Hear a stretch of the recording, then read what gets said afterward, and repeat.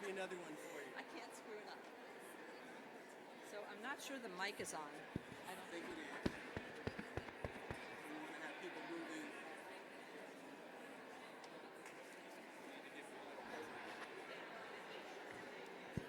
Good evening, everyone.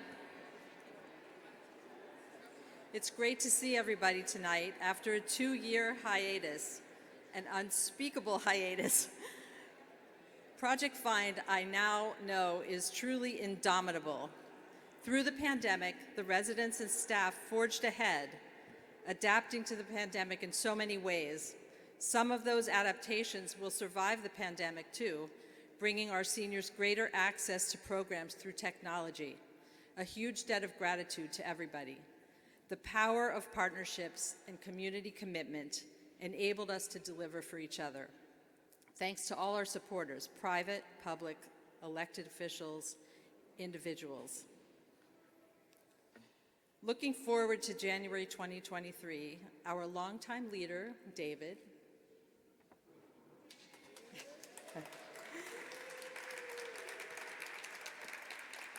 is going to retire. I'm sure many of you have heard about this, but I wanted to give a few remarks about his legacy.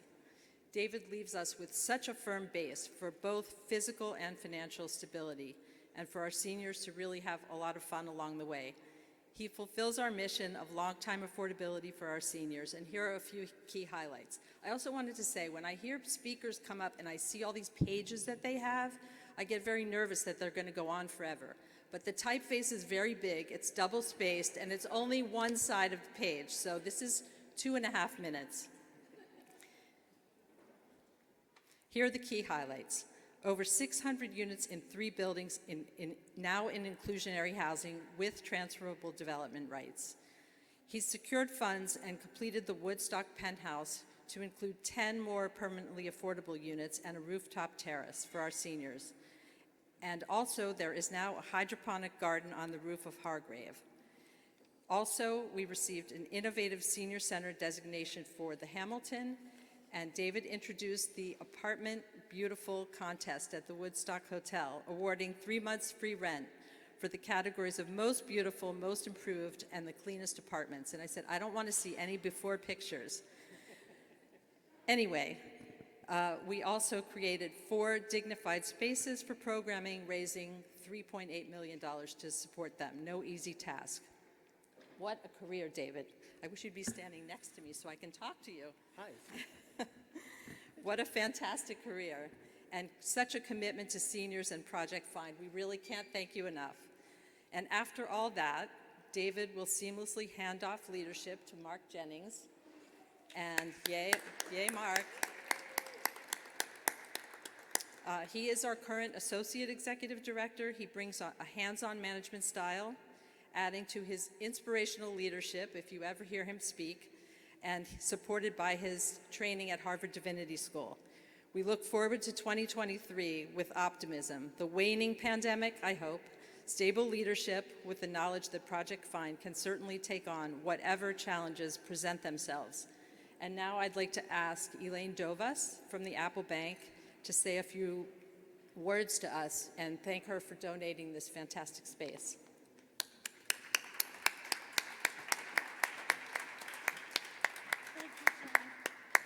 Thank you for the time. I'll be very quick. I don't have prepared remarks. It's a great evening for us here at Apple Bank. We get to support Project Find again and to say goodbye to David. We've been working with David for decades, or at least I have, and he's been a great partner, so I wanted to thank him. And we were happy to have everybody here in our beautiful space. We hope you're enjoying it. I know some of your honorees are affiliated with the organizations in the past that we're affiliated with, Citizens Housing Planning Council. We've had people on the board, and our old director, Geraldine Vereen, and also goes back, right, David? And the other organizations. But more than that, I just really wanted to thank everyone for coming. My colleague Chris Sawyer is around here, and it's just the two of us. I'm the Community Reinvestment Officer. But if you have any questions about Apple, please let us know. And we're glad we were able to share this space with all of you. And next year, I hope we can do it. We'll be 160 years old, the bank. So you'll come back for that.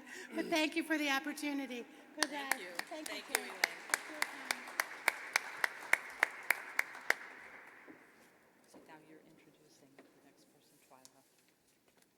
Right? Twyla. Twyla. Okay. I'd like to bring to the podium Twyla Duncan. Twyla Duncan from Councilperson Gail Brewer's office. Come on. Sure.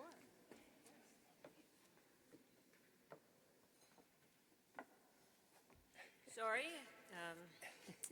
I'm old and arthritic. So, my name is Twyla Duncan, and I am representing Gail Brewer tonight. As all of you know, Gail is a longtime supporter of Project Find and partner to David and the staff. And as you also all know, she is a person who rarely leaves Manhattan, let alone the Upper West Side. So it's ironic that tonight she is unable to be here. She's attending a legislative conference in Puerto Rico and wanted to make sure that David knew how much she appreciated his service, dedication, and inspiration. So, on her behalf, I am honored to, can you just step over here, maybe this side? I am honored to make this presentation from the City Council. Whereas a great city is only as great as the persons who give exemplary service to their communities, and whereas such service is truly the livelihood of a strong community, therefore,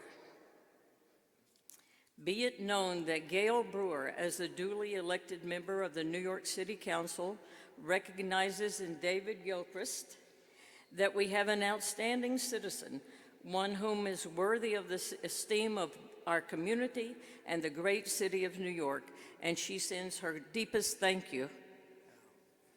Thank you. Yeah.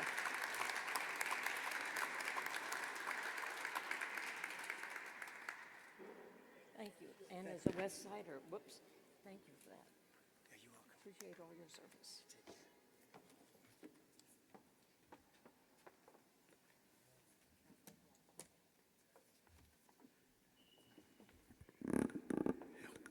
Thank you, Twyla, and thank you, Gail. I know she's attending 45 meetings down in Puerto Rico at this time with that bag that she lugs with her everywhere she goes. What a gratifying sight to see everyone here tonight, despite the lingering pandemic, to celebrate the work of Project Find and to give tribute to our honorees, Will Blodgett, Laura Michoud, and Jessica Katz. First, I'd like to thank Kathleen Fitzgibbons and her team, Megan Krasny, Robert McCall, and the super elf, Richard Miranda, who sweated out all the details of tonight's celebration. And to Elaine Dovis of Apple Savings Bank, who's allowed us the use of this gorgeous space. I'd also like to thank David Kalal, a Project Find alum who composed the lovely sideshow that accompanies this event. Project Find is blessed with a vitally engaged board led by Jane Silverman, who have shared their expertise time and time again. This past year has been particularly demanding as the board labored over the most important organizational decision uniquely vested in it, the transition of executive leadership. As you know, I'll be retiring at the year's end, with the reins being passed to Mark Jennings, our current Associate Executive Director. I want to congratulate both the board for arriving at this excellent choice and Mark for proving himself beyond worthy of this top position. Connie Temple, who chaired the transition committee, deserves an extra heaping of praise.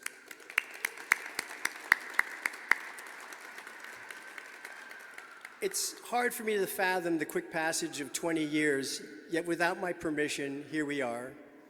I look back with gratitude and thanks to all the people I have met, worked with, learned from, and been supported by. These connections prove critical because a lot went down during that span of time that challenged everyone's fortitude, the aftermath of 9/11, the blackout of '03, the transit strike of '05, the crash of '08, Hurricane Sandy and Ida, the pandemic. These events taught us New Yorkers to embrace uncertainty the only way we can, by being actively there for each other. The work of Project Find is basically just that, being present and sensitive to a unique group of people with evolving needs and desires through the constant adaptation of our programming and resources. Since our founding, the tools that this agency has brought to bear in this effort is a model of housing that combines in-house social services, co-located senior center, and sensitized property management to create, in effect, a localized safety net. Think of it as a variant of assisted living, but at a fraction of the cost to the user and the taxpayer. Currently, as you heard, we own and manage 3 properties with almost 600 units and 4 centers located in Midtown, Hell's Kitchen, and the Upper West Side. And strengthening the base of this base and expanding it remains our constant ambition. And in 2022, we made some great strides towards it. We've sold close to $20 million in air rights generated by Hargrave House under HPD's inclusionary housing program. We're now using $6 million of these proceeds to refinance Hamilton House, and it too enters the inclusionary housing program, thus committing it to be permanently affordable in perpetuity. We've secured another air rights sale to cover the estimated $8 million in planned capital improvements over the next 10 years. In partnership with Fairstead Housing, we are on the cusp of opening Park 79, a former illegal SRO just off the corner of Columbus Avenue on West 79th Street. This magnificent building will soon become the home to 78 low and formerly homeless older adults. We'll hear more on this later in a lovely video. And we've successfully renegotiated 4 older adult center contracts under DFTA's latest RFP. In other dimensions, we've provided smart tablets and training to 60 residents of the Woodstock Hotel so that they too can get to the other side of the digital divide. And we're able to move 27 street homeless elders into permanent housing through our Homeless In Reach program. Lastly, the only point I want to make is that we've leased a 17,000 square foot commercial space at the Woodstock Hotel, which was vacant since the onset of the pandemic, to the a la carte group, the owners of the famed Carmine chain. I'm going to stop there. There's a lot to be proud of here, and none of this would have been possible without the efforts of my staff at all levels of the organization, who make our mission a living, breathing thing. I also want to give recognition to our government partners at HPD, DFTA, HRA, and New York State OTDA, who have given us the resources and the opportunities to carry on our important mission. In particular, I want to acknowledge Assistant Commissioner Patricia Dietz and Maren Swartwood of the Inclusionary Housing Program, who have been tremendous allies in our efforts to use this unique program to build the base for Project Find's dynamic future. We have been a pain in their asses and a source of pride, I hope.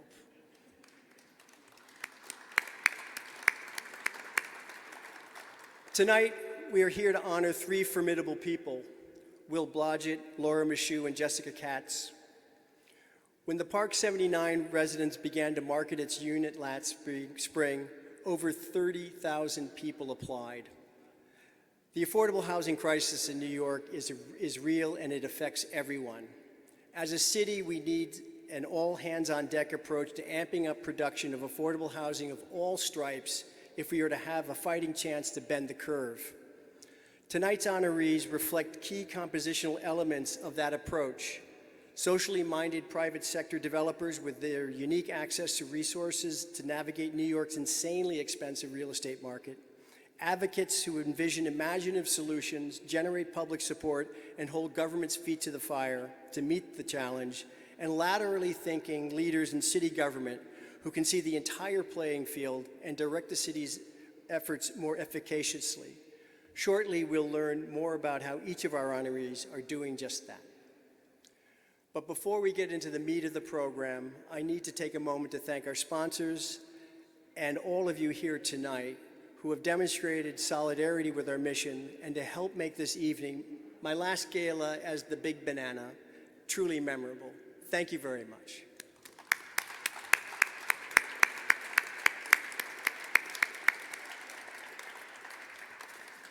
And speaking of socially minded private sector gurus, our first honoree is Will Blodgett.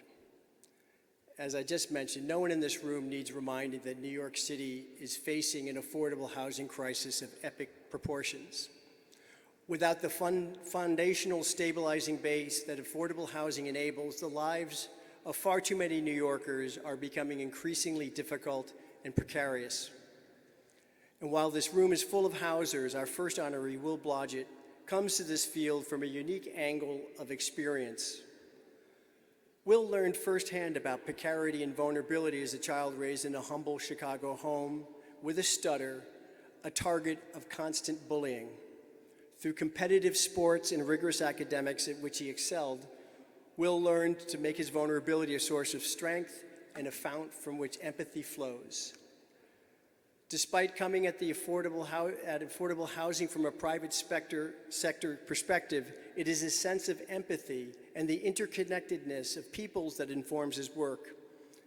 An admirer of Alfred Treadwell, the path-breaking New York City housing reformer of the late 19th century and namesake of his new venture, Will also believes that success, health, community, and the built environment are fundamentally interrelated, and that investing in living conditions of low-income people can be both transformative and profitable. I met Will back in early 2020 when Project Find was invited to participate in the Park 79 residence that his then company, Fairstead, was developing as a senior building in the heart of the Upper West Side. What struck me immediately was the fact that Fairstead was seeking to convert this illegal SRO into an affordable housing project rather than some other profit-maximizing venture. Also notable was Will's clear sense as to what housing like this, high quality and high opportunity, would mean to older adults scraping by. It is literally life-changing. Will gets it, and he keeps building it thousands of times over. Over the course of his short yet highly entrepreneurial life, Will has led the acquisition and development of over 25,000 units and $6 billion in real estate across the United States. Prior to co-founding Fairstead, Will managed the acquisition and financing and development of over 4,500 units for the related company's Affordable Housing Group and has served as a special advisor to the New York City Housing Authority. We wish Will continued success on a grand scale. Go Big Dog.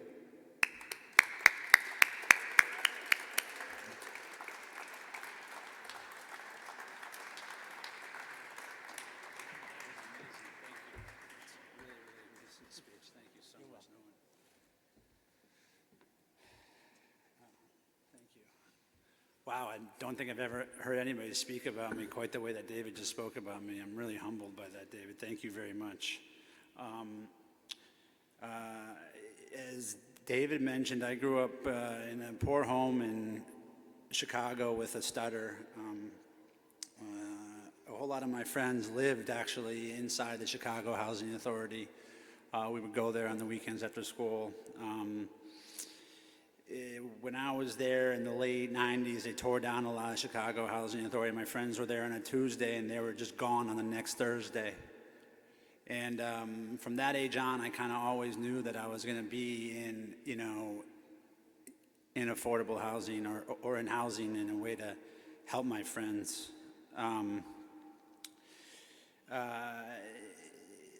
I care a lot about housing. I care a lot about affordable housing.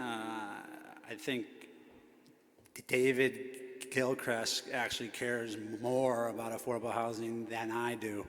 I first met David, as he said, when we were going to do the conversion of the old hotel on 79th Street and Columbus into senior affordable housing. Right, I'm a huge proponent of not only high quality affordable housing to provide people a little dignified sense of place and sense of ownership in this world of chaos.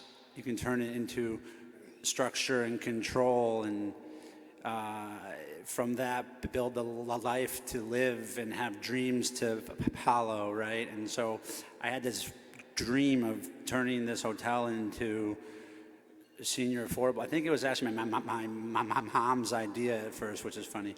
So anyway, I said, okay, let's go speak to the Times City Council member, Helen Rosenthal. I went there actually with my mom, and she said, okay, if you want to do this, it's a great idea, but you're going to have to meet with Dale around at the 79th Street, Block Association, who was amazing, and Nancy Goldberg, also on the 79th Street Block Association, and Manhattan Borough President Gail Brewer, and HPD, and there was so many people. But she said, but Will, if you want to get this done, you have to go meet with David Gilchrist, because he's going to get this done. And in this world of affordable housing that's filled with so many people that are so caring and empathetic and smart and hardworking, David really stands apart. We talk about this, a whole lot of the stuff that I've learned from David are characteristics that I talk about with our team now at Treadway, right? Human beings. I once had a basketball coach that said, human beings, are professional starters. It's the ones that finish who are special. David Gilchrist is a man that can finish. He can finish. He is one of the most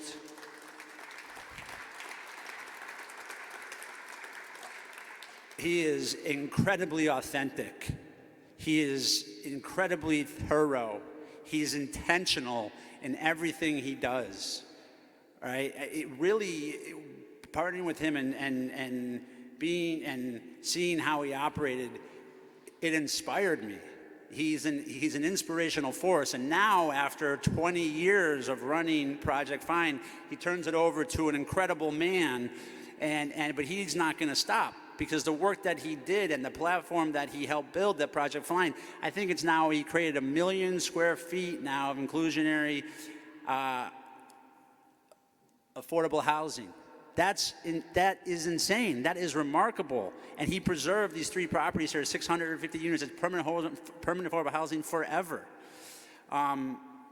So I know that the project that, over on the corner, 79th and Columbus, high quality and high opportunity, right? With access to Central Park and Natural History Museum and the JCC in Riverside, and just all the amazing amenities that the city of New York has to offer, right? And the great work with the folks at HPD and the folks at Project Find, and the great people at my old company, Fairstead, Tyler McIntyre and Shah Alam. I mean, it's going to be an incredible place for the decades and the decades to come, and something that I will always be incredibly humbled and proud of. And it wouldn't have gotten done without everybody here in this room, and especially my good friend, David Gilchrist. And so I thank you all very much.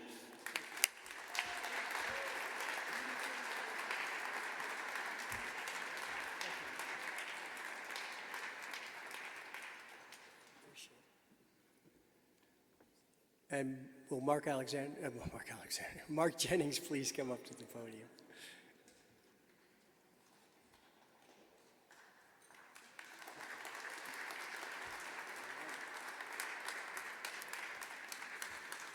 All right. Before I begin, I want to let you know there are some seats up here if anybody wants to sit down, and we have some seats over here as well. And you can remain standing if you wish as well, but we want you to be comfortable. I have the pleasure of introducing our next honoree, Laura Mashu.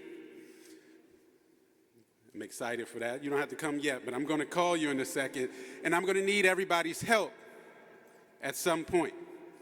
I'll let you know too. But determined, creative, and undaunted. Those were the words uttered by Brenda Rosen, president and CEO of Breaking Ground and Laura's board chair at the network, that were used to describe her. And I concur with those adjectives. I just want to add two more.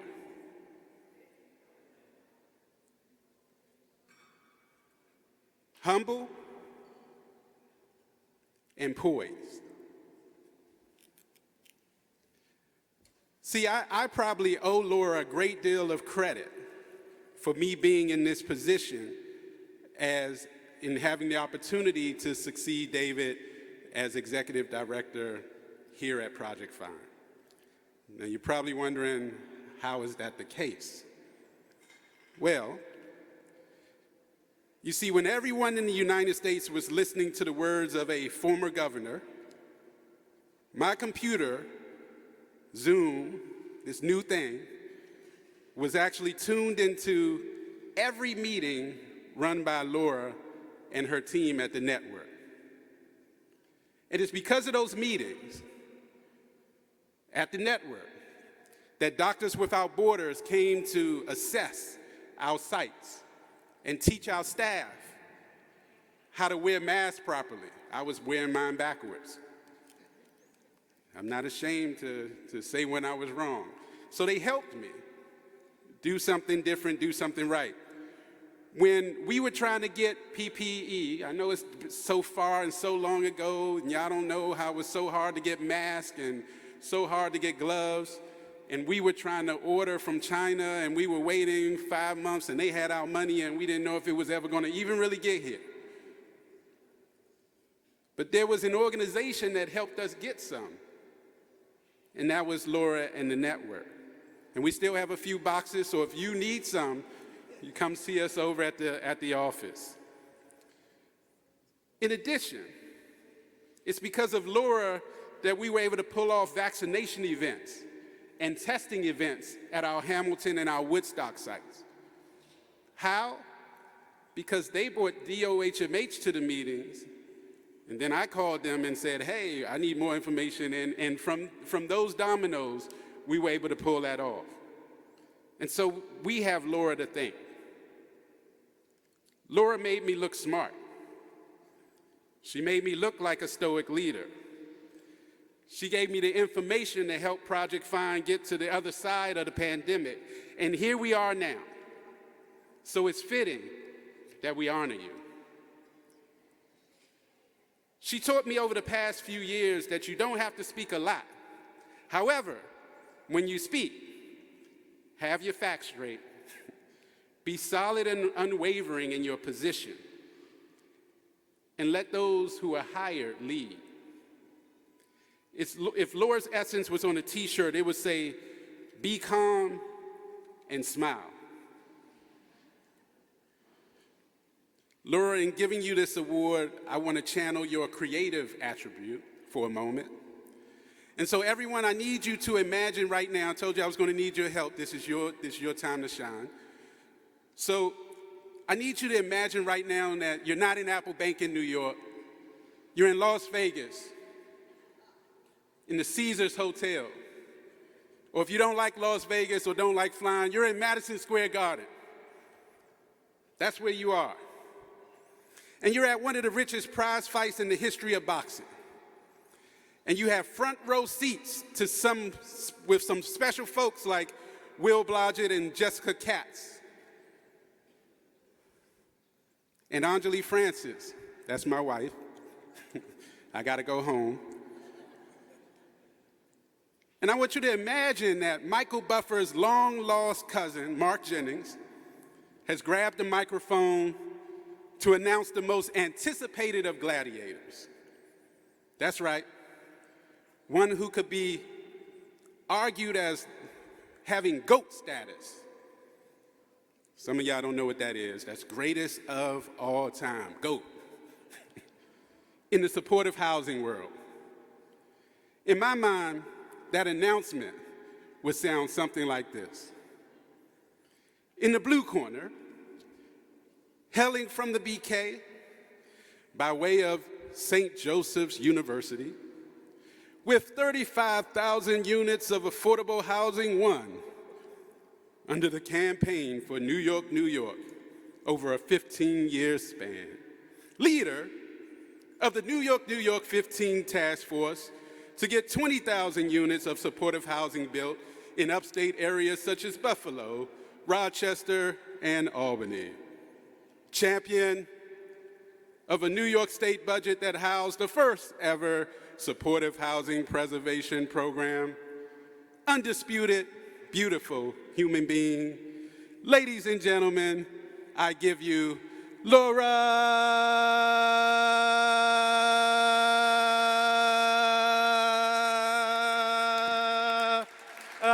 Mashu.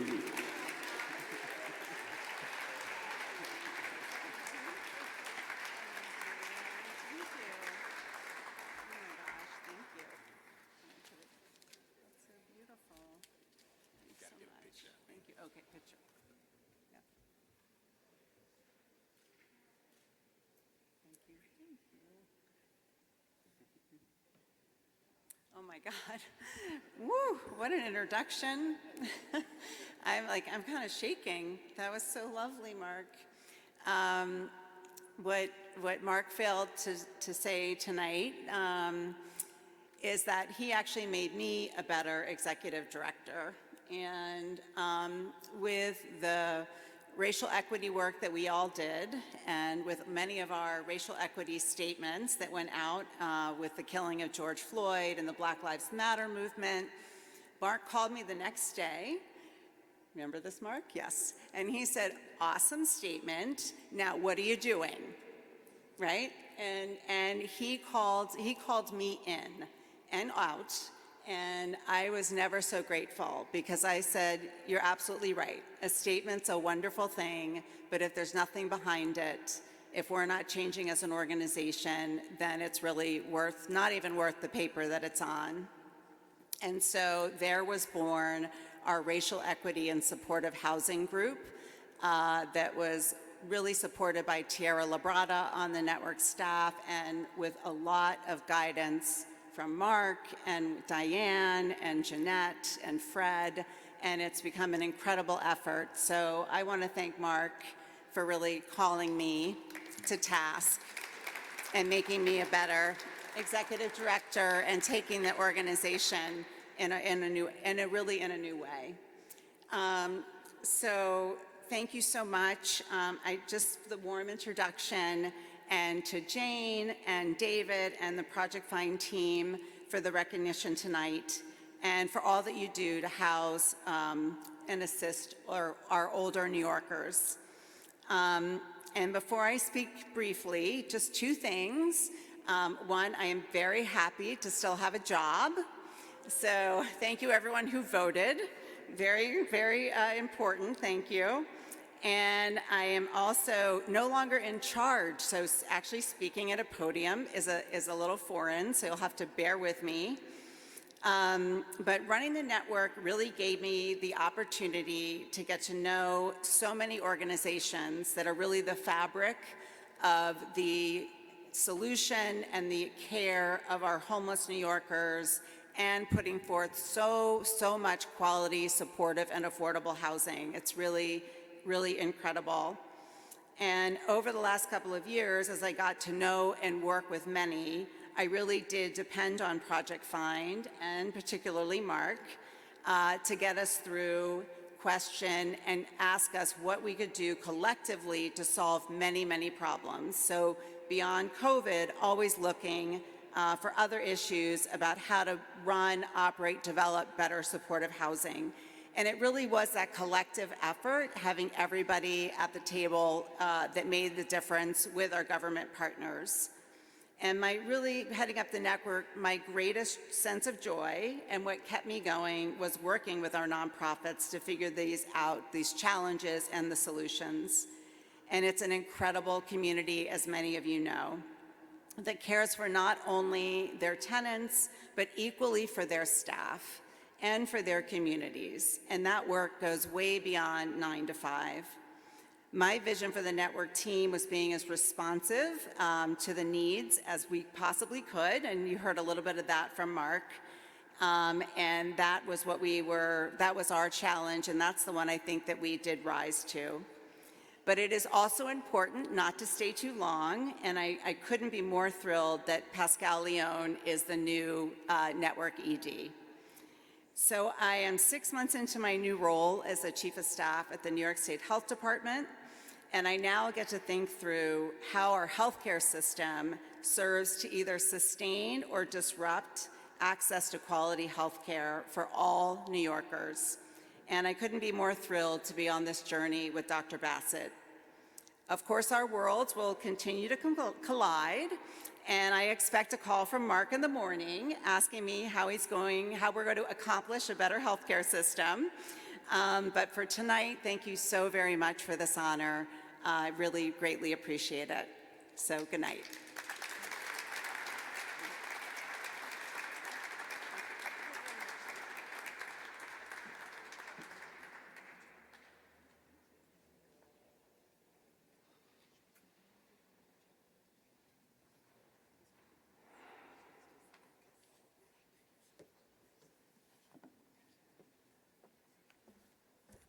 And now for our last honoree, Jessica Katz.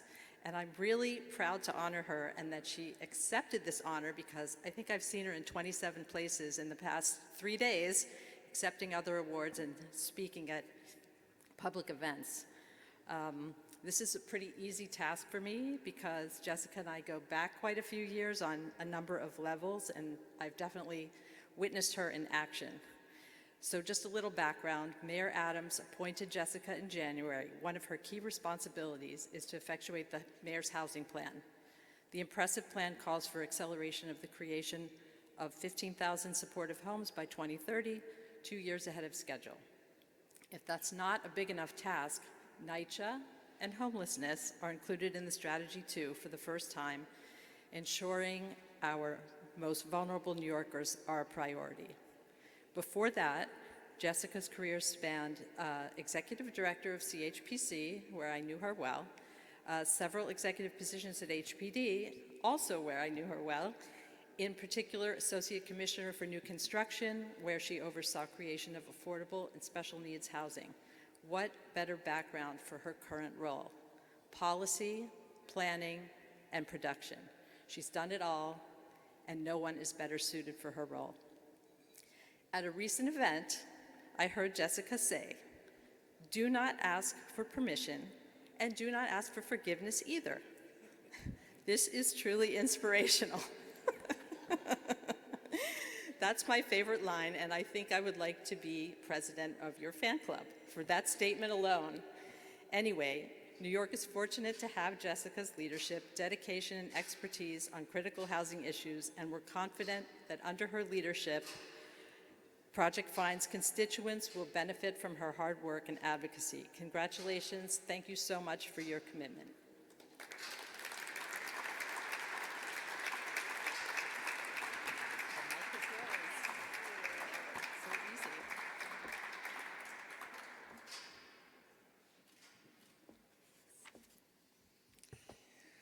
Thank you so much to Jane and to David and everyone at Project Find for this wonderful honor. And congratulations to all the other honorees tonight. I'm touched to be recognized alongside all of you. And thank you for continuing to be fierce advocates for affordable and for supportive housing. I do love this event. Last time I was here, Mikhail Baryshnikov was being honored. At my peak, I could do like 2 pirouettes, maybe 3 once or twice, so I don't know why you brought me here, because he can do 17, but I'm very honored to be here. So instead of dancing for me tonight, as the Chief Housing Officer, I get to proudly drive our city's housing portfolio for Mayor Adams. And to quote my boss, this role is an incredible opportunity to get stuff done. But that relies on everyone in this room. Your partnership, your support, and yes, your pressure to deliver is vital. Supportive housing plays such a critical role in our city. It's often unheralded and overlooked in the broader affordable housing conversation, but as someone who has worked in supportive housing my entire career, I have no shortage of inspiring stories of where access to supportive housing was the one thing that turned someone's life around. And I keep these stories with me always, and as we drafted and released the Housing Our Neighbors, Mayor Adams' blueprint for housing and homelessness, we made sure to speak to all housing needs. That means elevating supportive housing and exploring alternative pathways to permanent housing so we can build a network that allows for all New Yorkers to live safely, stably, and affordably in our city. So with that goal in mind, I'm going to use this podium to call on each of you here tonight. I need you to continue bringing us ideas and projects and ways to rewrite the rules. Oftentimes, the craziest idea is exactly what we need to chart a new path forward, and I know everyone here has potential bold ideas, and I want them all. With that assignment for all of you, I will wrap up by just saying how special this community is. Project Find, the supportive housing world, and my fellow housers, thank you for your tireless efforts and support. We have a lot of work to do, and I'm confident that we are on the right track. Thank you.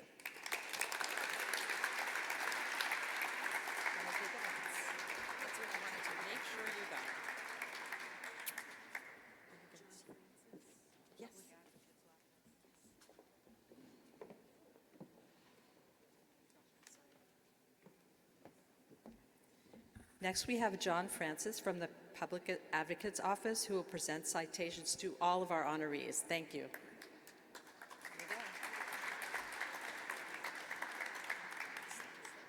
Where I come from, there's a proverb that says, the race is not for the swift, but those that endure. And the honorees have definitely lived up to that dictum. On behalf of the Public Advocate, Jumani Williams, I'd like to present the following citations. To Jessica Katz, the New York City Chief Housing Officer, an outstanding citizen, one which is worthy of the esteem of both the community and the great city of New York.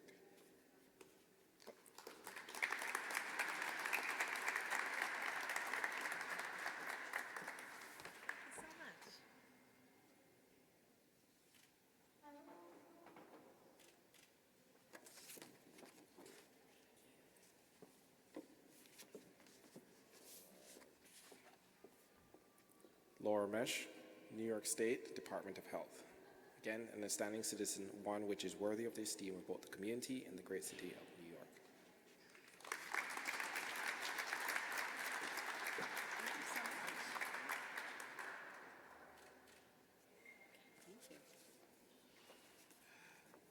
And last but not least, Will Blodgett, founder and CEO of Treadway. Again, an outstanding citizen, one which is worthy of the esteem of both the community and the great city of New York.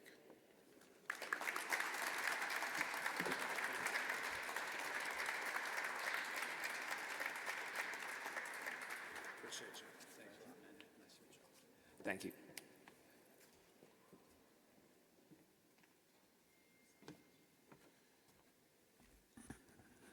So, in the black church tradition that I came from, this is the place where we say we're closing. But we really are. But we have one more thing. And we would love to just take you on a tour to be able to see Park 79. But we're not doing that, so we're just bringing Park 79 to you.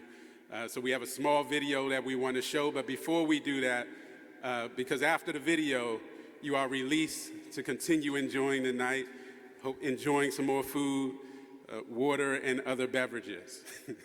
And before the video too, I just want to say on behalf of everyone at Project Find, on behalf of David, on behalf of our board, on behalf of our everyone who works with us, for us, everyone who has contributed, that we're grateful for your presence and for your giving, and that we hope that you'll continue this as we move forward in the future. So thank you very much. We do have a video, and then we'll conclude. So if you can see there, or we have some other videos over here, because we want you to really see Park 79.